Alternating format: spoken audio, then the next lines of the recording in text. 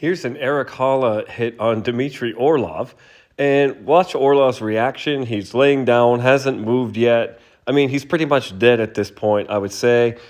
Haula is getting swarmed. Count the Mississippis here. I know I fast forwarded it, but there's at least 10 seconds that go by before Orlov even gets to his knees. Here he is now. And after he gets to his knees, he wants to know who did it. He's going around to the pile. Comes up as, did you do this? Are you responsible? Brendan Dillon comes over, talks to him as well.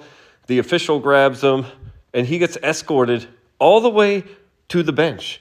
He's, for all intents and purposes, right now stepping off the ice into his bench. He's removed from this scrum, and that's very, very important, especially based on what happens next. After the scrum has died down and Haula is just casually skating away, Orlov comes back into the fray and attacks him. Now, I'm going to talk about both things that happened here, and we'll start with the hit. Here comes the hit again.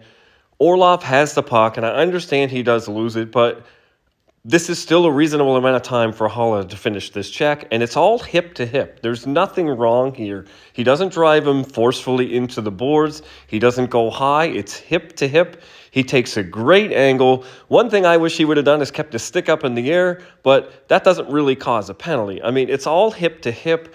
There's nothing wrong there with that body check. But let's take a look at what's going on in the aftermath. Here we have in the corner, literally 8 players standing around doing nothing. Everything is over and done with. The melee has calmed down. Everyone's just ready to go about their business. And Orlov comes back and starts it all over again. And now you have 8 guys coming over saying, hold on. The linesman's trying to hold him back, but he's not going to have a prayer there, holding 8 guys back. So now it's just a gong show all over again. The tough call system has 2 ways to deal with this. Number 1, there's an automatic 5-game suspension for anyone who needlessly endangers an official by reigniting an altercation after it has already settled down, much like this one has. So minimum, he'd get 5 games here. But the other one is there's an automatic 10-game suspension for leaving the bench to either start or join an altercation already in progress. And Orlov clearly leaves the bench to start this altercation over again. So under the tough call system, this is an automatic 10-game suspension for Dmitry Orlov of the Carolina Hurricanes.